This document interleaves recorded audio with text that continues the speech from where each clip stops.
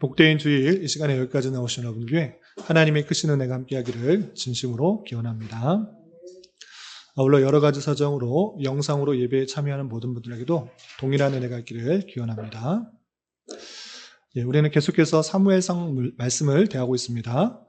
이스라엘 역사 가운데 어떻게 왕이 세워졌는지, 그리고 초기 왕 때 어떤 일들이 있었는지를 기록한 사무엘상을 통하여서 우리의 참된 왕으로 모셔야 될 분이 누구인지를 생각하고 또 참된 왕으로 오신 메시아를 예언하는 그 내용들이 담겨있는 사무엘상을 계속적으로 대하고 있습니다.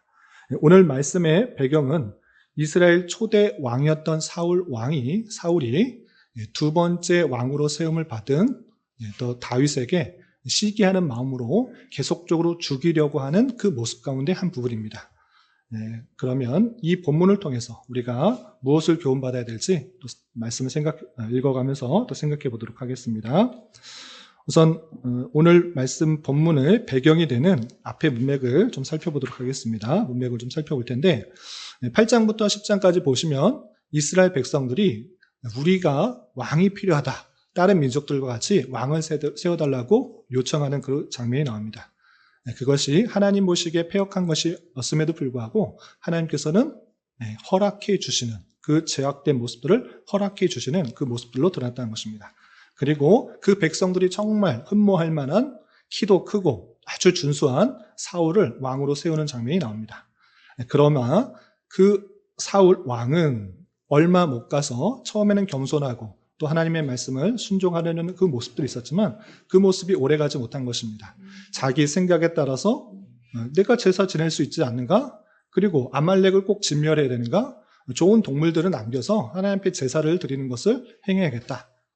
이런 식으로 하나님의 말씀이 있음에도 불구하고 그 말씀에 내 생각과 판단을 덧붙여서 행하는 그 불순종의 모습들을 보인 것입니다.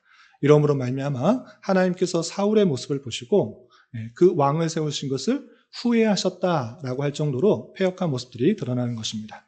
그래서 하나님의 마음에 합한 자를 세우게 되는데 그것은 사람이 보기에 그런 좋은 모습이 아니라 그 마음의 중심을 보시는 그 하나님께서 다윗 자신의 직무에 최선을 다하고 성실히 감당하고 있는 그 다윗을 불러서 기름 부은 장면이 16장까지 나오게 됩니다.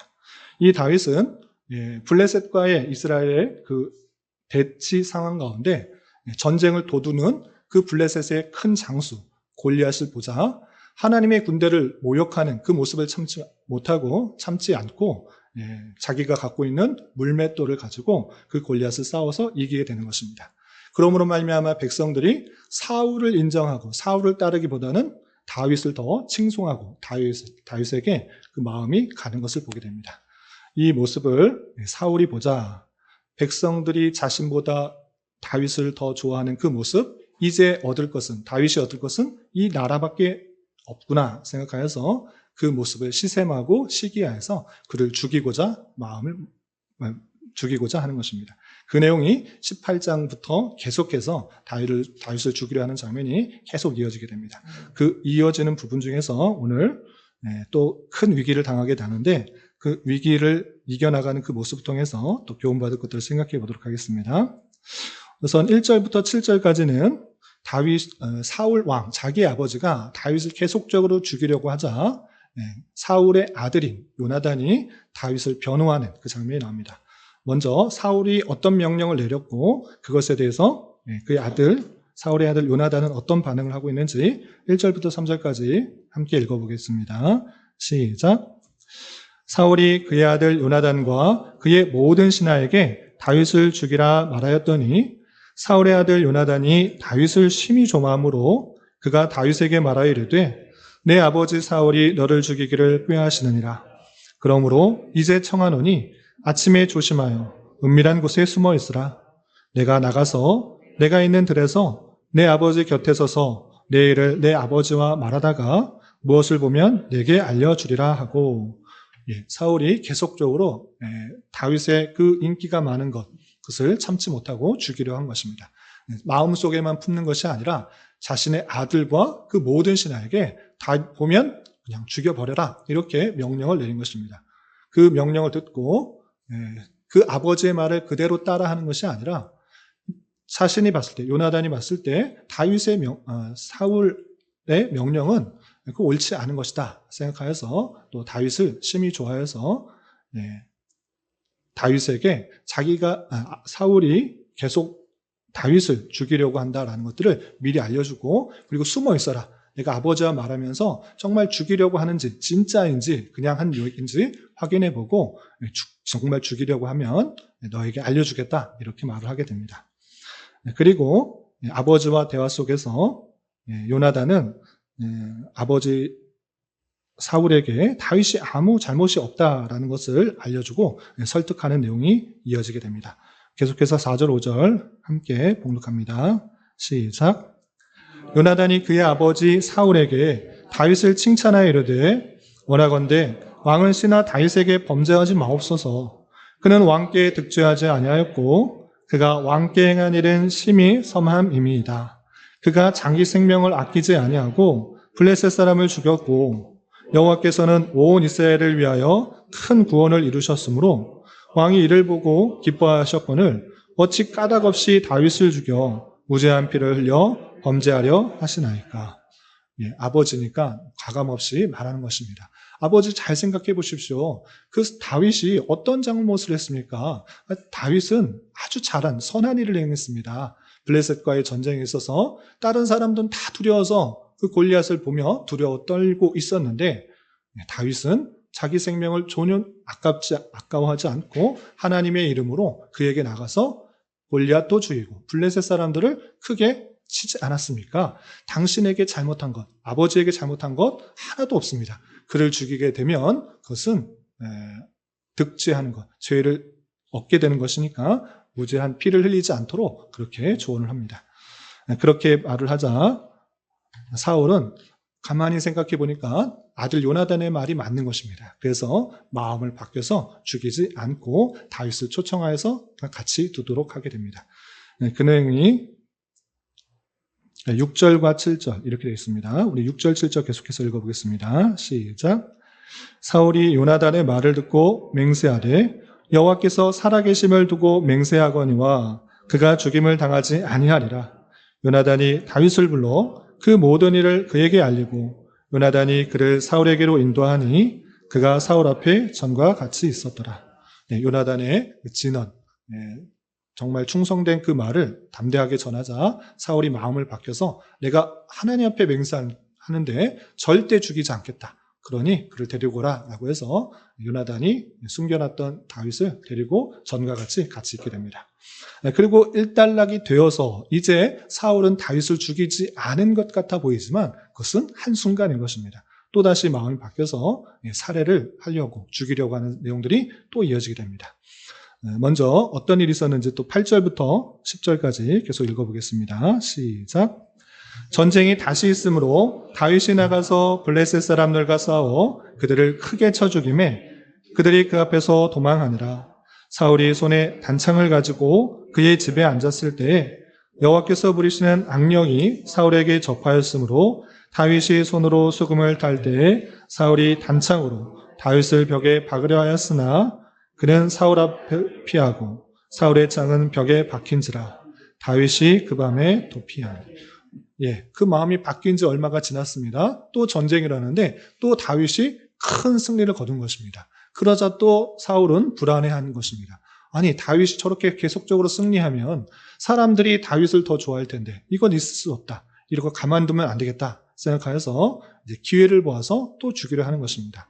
이런 악한 마음을 가지고 있을 때 악령이, 하나님께서 부리시는 악령이 그에게 들어가 이제 죽여야겠다라고 해서 자기가 갖고 있는 단창으로 다윗을 벽으로 박는데 다윗은 피하고 그 단창만 벽에 박히는 일이 있게 됩니다.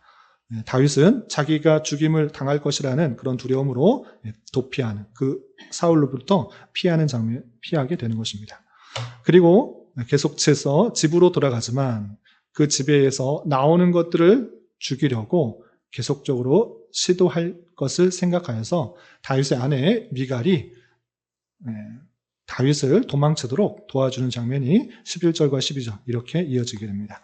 계속해서 11절, 12절 함께 봉독합니다. 시작. 사울이 전령들을 다윗의 집에 보내어 그를 지키다가 아침에 그를 죽이게 하려 한지라. 다윗의 아내 미갈이 다윗에게 말하여 이르되 당신이 이 밤에 당신의 생명을 구하지 아니하면 내일에는 죽임을 당하리라 하고 미갈이 다윗을 창에서 달아내림에 그가 피하여 도망하니라. 집으로 도망갔지만 사울은 그를 죽이기 위해서 그 집에 보내는 것입니다. 집에 나오기만 해봐라. 그것을 죽이겠다라고 지키는 것입니다. 그 모든 모습을 다윗의 아내였던 미갈이 보자 지금 계속 있다가는 죽겠습니다. 이게 나가서는 이 전령들에 의해서 죽게 될 것이니 이 밤에 얼른 도망하여 피하십시오 라고 해서 그 아내 미갈은 창에다가 밧줄을 달아내려서 그가 도망갈 수 있도록 조용히 도피할 수 있도록 인도해 줍니다. 그리고 그럼 지키는 전령들은 어떻게 하느냐? 다윗이 거기 있다라는 것을 계속적으로 속이기 위해서 다음과 같은 방법을 씁니다. 어떻게 속였는지 13절부터 17절까지 있는데 좀 기니까 13절부터 16절까지만 함께 읽어보겠습니다. 시작. 미갈이 우상을 가져다가 침상에 누이고 염소털로 엮은 것을 그 머리에 씌우고 의복으로 그것을 덮었더니 사울이 전령들을 보내어 다윗을 잡으려 하매 미갈이 이르되 그가 병들었느니라. 사울이 또 전령들을 보내어 다윗을 보라 하며 이르되 그를 침상째 내게로 들고 오라. 내가 그를 죽이리라. 전령들이 들어가 본즉 침상에는 우상이 있고 염소털로 엮은 것이 그 머리에 있었더라. 밤에 다윗을 창으로 내려보내고 여기 누가 계속 다윗이 있다는 것들을 알려주면서 다윗이 피할 시간을 벌어주는 것입니다. 그래서 전령들이 왔을 때 지금 병들어서 일어날 수 없습니다. 병이 나으면 데리고 갈 테니 좀 기다리십시오. 계속적으로 뜸을 들이는 것입니다. 그러자 사울은 더 이상 기다리지 못하는 것입니다. 병들었다고 못 데리면 어떡하냐. 어차피 그를 죽이려고 그러니까 그냥 침상째 갖고 와서 데려와라. 그럼 내가 죽이겠다. 이렇게 말합니다. 그런데 그 침상에는 우상을 가져놓고 다윗처럼 옷을 입혀놓고 한 그런 모습만 있는 것입니다. 그 모든 사실을 알자 사울은 분노하며 미갈에게 화를 내며 그 살해 시도는 실패로 돌아갑니다. 그럼 다윗은 어디로 도망가는가? 다윗은 라마라는 곳으로, 사무엘에 있는 라마라는 곳으로 도피해서 가게 됩니다. 계속해서 라마로 쫓아가는 사울의 모습들이 이어지고 있는데 먼저 다윗이 도피하여 어디로 갔는지 18절 말씀 계속해서 읽어보겠습니다. 시작. 다윗이 도피하여 라마로 가서 사무엘에게로 나아가서 사울이 자기에게 행한 일을 다 전하였고 다윗과 사무엘이 나요스로 가서 살았더라. 다윗이 도피해서 라마에 있는 곳으로 가는데 라마는 누가 있는가? 사무엘이 거하고 있었던 것입니다. 그래서 사무엘을 만나서 자기가 지금 당하고 있는 일들을 다 알려주고 보호를 받기 위해서 사무엘과 함께 살게 되었던 것입니다. 그래서 나요시라는 그런 말이 있는데 이 나요스는 지명이 아니라 숙소, 막사라는 그런 의미로 쓰여져 있는 것입니다. 그래서 라마에 있는 그 막사에 가서 함께 살게 된 것입니다. 그러할 때 사무엘에 갔으니까 이제 못 잡겠다 이렇게 생각하지 않은 것입니다. 왕인 사울은 사람들을 보내서 그를 붙들어서 죽이도록 사람을 계속적으로 보내는 것입니다. 한 번 보내고 두 번 보내고 세 번 보내고 계속적으로 전령을 보내서 그를 죽이려고 하지만 하나님께서 그를 도와주심으로 계속적으로 실패하는 장면이 19절부터 21절까지 나옵니다. 우리 다 읽지는 않고 20절, 21절만 함께 읽어보겠습니다. 시작. 사울이 다윗을 잡으러 전령들을 보냈더니 그들이 선지자 무리가 예언하는 것과 사무엘이 그들의 수령으로 선 것을 볼 때 하나님의 영이 사울의 전령들에게 임하매 그들도 예언을 한지라. 어떤 사람이 그것을 사울에게 알림이 사울이 다른 전령들을 보냈더니 그들도 예언을 했으므로 사울이 세 번째 다시 전령들을 보냈더니 그들도 예언을 한지라. 나요스에 있는 그 다윗을 잡기 위해서 사울은 전령을 보낸 것입니다. 그래서 잡아와라. 그들을 붙들어와라. 어디 있는지 알았으니까 붙들어와라. 그곳에 있는 것이 확실하다. 붙들어 갔는데 전령들은 하나님의 영이 임하여서 예언을 하는 사람이 되었다라고 씁니다. 그래서 예언을 한다라는 것은 하나님께서 그의 마음을 바꾸어서 잡지 않는 그런 모습으로 변화된 것입니다. 하나님의 마음에 합한 모습으로 변해서 그가 붙들려서 사울에게 붙들려 죽는 것을 막고 하나님의 뜻을 말하게 되는 그런 일을 했다라는 것입니다. 이것이 한 번도 아니고 두 번째, 세 번째 보내도 그 전령들이 성령의 붙들림을 받아 예언을 함으로 그의 생각과 마음이 완전히 바뀌어져서 다윗을 잡아가지 못한 일이 발생하게 된 것입니다. 이렇게 사울은 전령을 계속적으로 보내도 그 다윗을 잡아오지 못하고 죽이지도 못하는 모습을 보고 더욱더 화가 난 것입니다. 그래? 그렇다면 내가 직접 가서 그를 잡아 죽이겠다 마음을 먹고 가지만 또 사울도 하나님께서 그 마음을 바꾸어 주어서 예언을 하며 죽이지 못하는 장면이 24절까지 이렇게 이어집니다. 우리 마지막으로 22절부터 24절까지 함께 봉독하겠습니다. 시작. 이에 사울도 라마로 가서 세구에 있는 큰 우물 도착하여 물어 이르되 사무엘과 다윗이 어디 있느냐? 어떤 사람이 이르되 라마 나요스에 있나이다. 사울이 라마 나요스로 가니라. 하나님의 영이 그에게도 임하시니 그가 라마 나요스에 이르기까지 걸어가며 예언을 하였으며 그가 또 그의 옷을 벗고 사무엘 앞에서 예언을 하며 하루 밤낮을 벗은 모습 누워있더라. 그러므로 속담에 이르기를 사울도 선지자 중에 있느냐 하니라. 전령을 보내서 계속적으로 잡아오려고 했음에도 불구하고 그것이 무마되자 사울은 내가 직접 가야겠다라고 말을 했지만 그도 가는 길에 성령께서 임하여 주셔서 또 예언을 하는 모습을 보게 됩니다. 이렇게 성령께서 그의 마음을 바꾸어서 하나님께서 원하시는 일들을 고백하고 나아가서 다윗이 죽지 않는 일들이 일어나게 되는 것입니다. 그리고 참고적으로 왜 옷을 벗고 있는가? 왜 옷을 벗고 사울 예언을 하고 있는가라고 할 때 왕의 모습들을 다 벗어버리고 겸손한 모습으로 하나님의 뜻을 전파하는 모습 가운데 있었다. 이렇게 생각하면 될 것입니다. 완전 나체로 있었다. 이런 것이 아니라 왕의 옷을 벗고 겸손한 모습으로 하나님의 뜻을 전하는 그 모습 가운데 있었다라고 표현하고 이해하면 될 것입니다. 이렇게 사울이 또다시 다윗을 잡아 붙들어 죽이려고 했지만 하나님께서 그를 지켜보아여 주셔서 살아나는 그 모습이 오늘까지입니다. 오늘로 그치는 것이 아니라 계속해서 사울은 다윗을 죽이려고 시도하는 내용들이 있는데 오늘 말씀을 통해서 교훈받을 수 있는 것들을 세 가지로 정리하겠습니다. 첫 번째, 사울은 왜 다윗을 죽이려고 했는가 생각해 봤으면 좋겠습니다.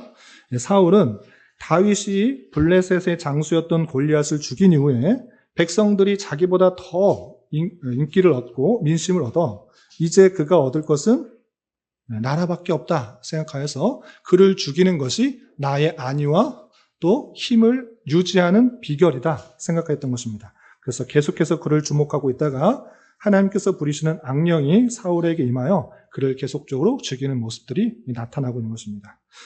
그런데 사울이 처음부터 그랬던 것은 아닙니다. 처음에 왕위로 올 때는 참으로 겸손하고 백성에 대한 안타까움으로 백성들을 위해 싸우는 왕의 모습, 왕다운 모습을 보였던 것입니다.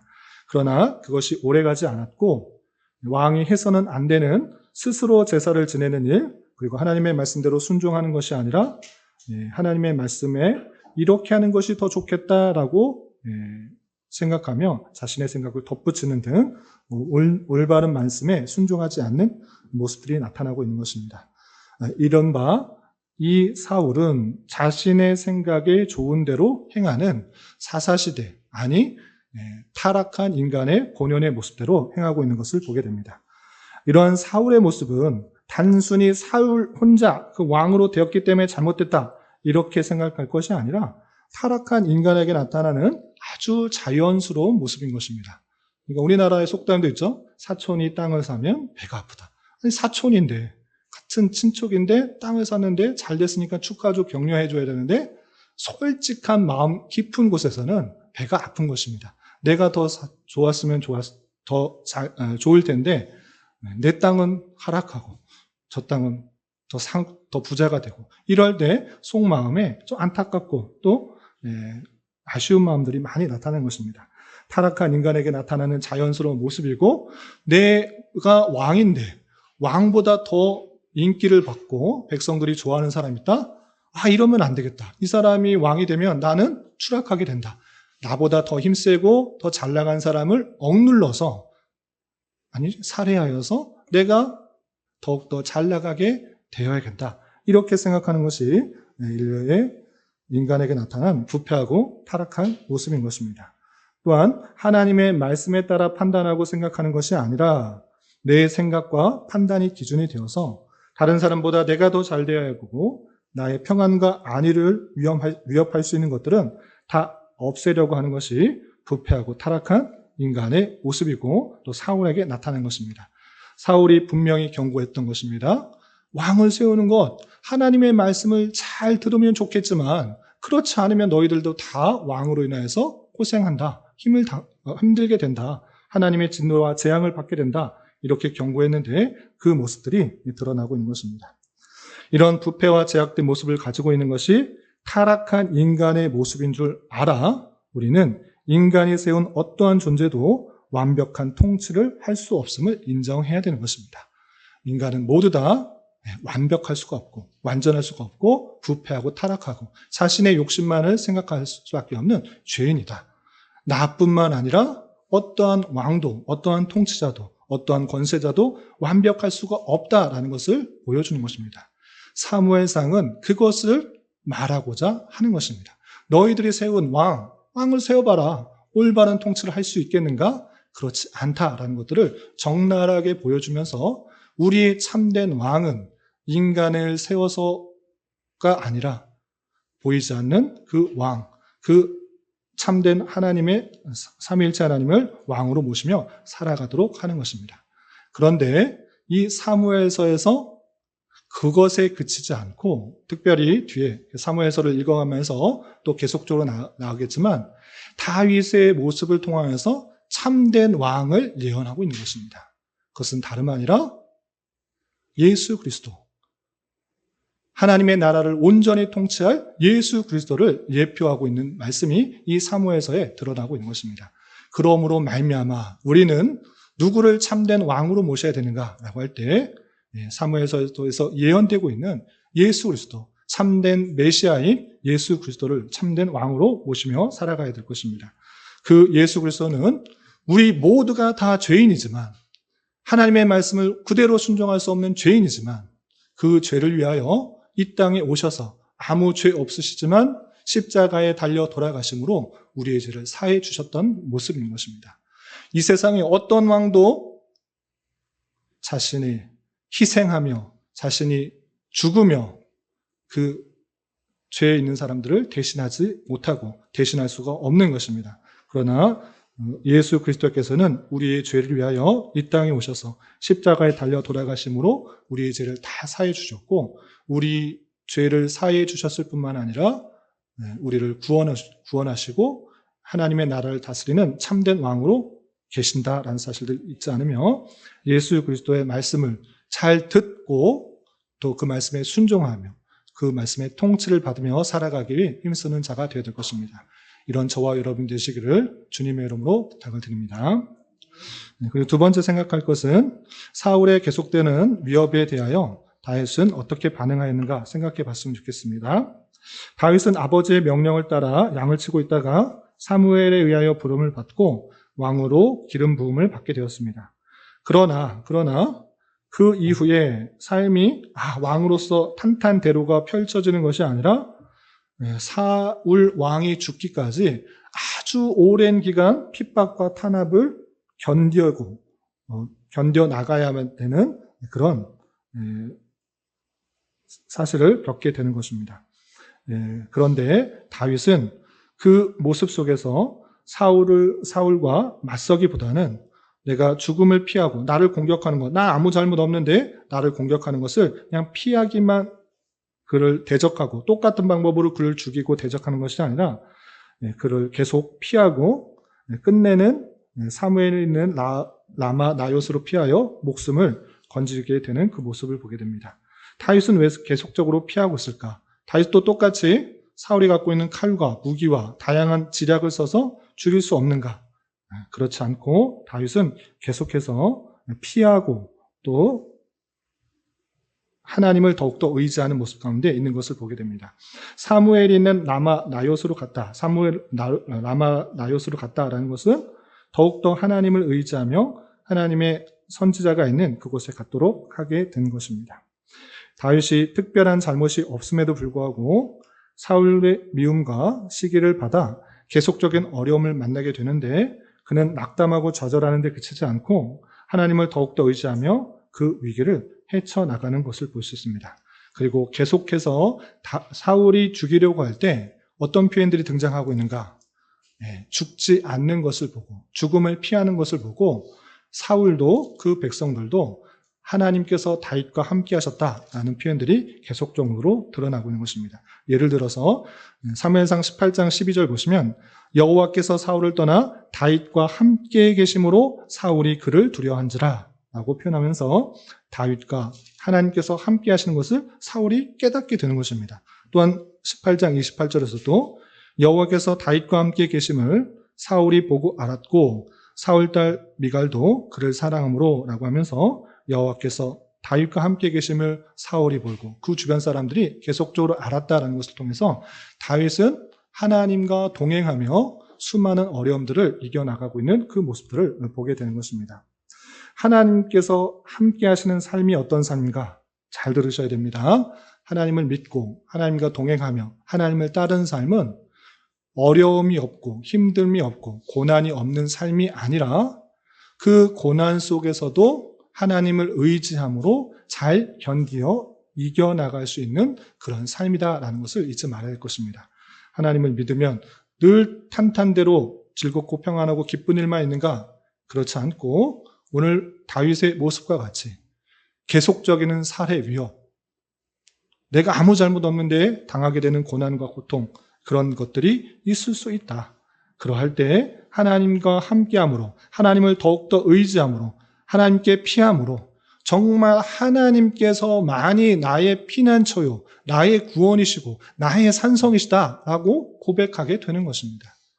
다윗은 자신의 힘, 자신의 판단, 자신의 계획 이것을 앞세우는 것이 아니라 내가 할 수 없다라고 더욱더 하나님 의지하며 하나님께로 향하는 그 모습 가운데 시편의 그 많은 주옥 같은 하나님께서 원하시는 그 모습들로 고백하고 있는 시편을 짓게 된 그 모습들을 보게 됩니다. 마찬가지로 우리 또한 하나님을 의지하며 하나님과 동행할 때 때때로 닥치게 되는 많은 환난과 역병들이 있을 수 있는 것입니다. 그러할 때 낭망하고 좌절하지 말고 더욱더 하나님을 의지하며 하나님께서 나의 피난처가 되어주시고 나의 생명이 되어주시고 나의 구원이 되어주신다, 나의 반석이 되어주신다는 것을 머릿속만이 아니라 실제 삶으로 경험되고 체험되어서 주님을 마음 다하여 고백하고 다윗과 같이 노래할 수 있는 그런 자가 되어야 될 것입니다. 이런 저와 여러분 되시기를 주님의 이름으로 부탁을 드립니다. 마지막으로 한 가지 더 생각할 것은 사울의 아들 요나단 또 사울의 딸 미갈은 다윗에게 어떻게 대하였는가 생각해 봤으면 좋겠습니다.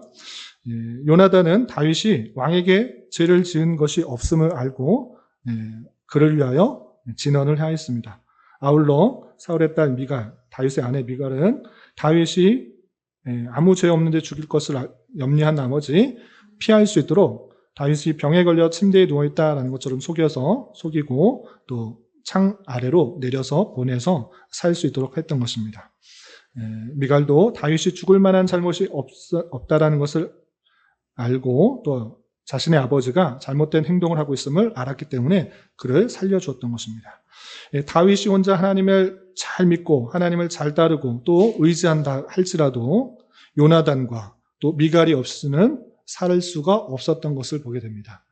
미리 피할 길을 다 알려주고 또 조언을 하고 사울을 막는 것으로 인해서 죽음을 면하고 또 계속적으로 살아갈 수 있었다라는 것들을 잊지 말아야 될 것입니다. 요나단은 블레셋 장수 골리앗을 두려워하지 않고 하나님을 의지하여 나간 다윗과 마음이 하나가 되어 자기 생명같이 사랑하게 되었다라고 표현했습니다. 다윗과 요나단은 정말 우정보다도 더 깊은 그런 사랑을 갖고 있는데 언약을 맺으며 생명을 같이 나눌 그런 언약을 하고 있는데 왜 그렇게 되었는가라고 할 때 다윗 그도 하나님의 나라를 위하여 목숨을 아까워하지 않고 담대하게 나아가고 있는 그 모습을 본 것입니다. 요나단도 마찬가지로 전쟁의 승패 요인은 사람의 수, 군대의 수의 많고 적음에 있는 것이 아니라 하나님의 뜻하신 것에 있다라는 것을 굳게 믿고 하나님께 물으며 이것이 맞는 전쟁인가, 내가 나가야 될 것인가 말아야 될 것인가 계속적으로 물으며 나갔던 인물인 것입니다. 그래서 자신과의 생각과 마음이 똑같은 것입니다. 저 사람은 나와 함께 할 수 있구나. 나의 생각과 나의 마음이 같으니 내가 평생을 같이 할 수 있구나 라고 생각했던 것입니다. 마찬가지로 미갈도 비록 사울의 딸이었지만 그 모습이 정말 사랑스럽고 하나님의 마음에 합한 사람이었다는 것을 알고 더욱더 사랑하며 그를 살려주고자 아버지의 명령을 어기고 있었던 것을 보게 됩니다. 이런 모습처럼 하나님께서 부르신 공동체 안에서 어떤 모습 가운데 살아가야 될지를 생각해 봐야 될 것입니다. 내가 혼자 구원받고 하나님의 말씀을 듣고 살아갈 수 있도록 하셨는가? 그렇지 않고 하나님께서는 그 택하신 백성들을 혼자 그냥 살아갈 수 있도록 한 것이 아니라 서로 연합하여 교회를 이루어 서로 도우며 힘이 될 때 서로에게 힘이 되고 위로가 되어주는 관계로서 도울 수 있도록 하셨다라는 사실들 잊지 말아야 할 것입니다. 우리가 교회를 이루어 한 마음과 한 뜻으로 하나님만을 높이고 하나님께서 참으로 원하시는 것들을 살아가기를 그런 마음을 고백하였다라면, 그런 마음을 가졌다고 하면 하나님께서 우리에게 크신 은혜를 더하여 주신 것이고 그 같은 마음과 같은 생각과 같은 뜻을 가진 교회 공동체로서 나 혼자만 살아가면 된다 이렇게 생각할 것이 아니라 주변에 힘들고 어렵고 도움이 필요한 사람들을 생각하며 내가 도움을 줄 수 있는 것은 무엇인지 생각해보며 서로 도우며 나누며 살아가야 될 것입니다.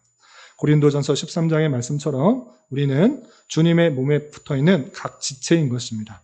한 지체가 아프고 연약할 때 그 마음을 다하고 함께 기도하며 서로 힘이 될 수 있어야 될 것입니다. 그렇게 연합되고 또 각자의 짐을 잘 지는 것을 통하여서 주님의 교회를 더욱더 이루어 나갈 수 있는 것이고 주님의 뜻이 온전히 실천될 수 있는 것입니다. 주님께서 한 교회로 부르신 이유를 잘 깨달아 우리 교회 모두가 더욱더 한 마음과 한 뜻을 가지고 서로를 사랑하고 실제적으로 도움으로 험난하고 어려운 인생길에 참된 동역자요 또 동반자의 모습들을 가질 수 있어야 될 것입니다. 이런 은혜가 저와 여러분들 가운데 함께하기를 진심으로 기원합니다. 기도하겠습니다. 하나님 아버지 감사합니다. 오늘 말씀을 통해서 사울이 다윗을 질투하여 그를 계속적으로 죽이려 하였지만 하나님의 보호하심 가운데 피하여 다닐 수 있게 된 말씀을 살펴보았습니다. 이런 말씀을 대한 자로서 인간의 왕은 제한적이고 온전할 수 없음을 깨달아 더욱더 주님만을 나의 왕으로 모시며 살아갈 수 있도록 인도하여 주시고 하나님께서 택하신 백성들을 끝까지 지켜보아주신 줄 알아 더욱더 주님과 동행하며 다양한 어려움을 잘 이겨나갈 수 있도록 역사하여 주옵시고 주님께서 인도하시는 길 속에 함께 마음과 생각을 같이 할 지체들을 보내주시는 섭리를 굳게 믿고 서로에게 힘과 위로가 되어주는 공동체가 될 수 있도록 은혜를 더하여 주시옵소서. 예수님의 이름으로 기도 올리옵나이다. 아멘. 다 같이 일어나셔서 찬송가 363장 함께 찬송합니다.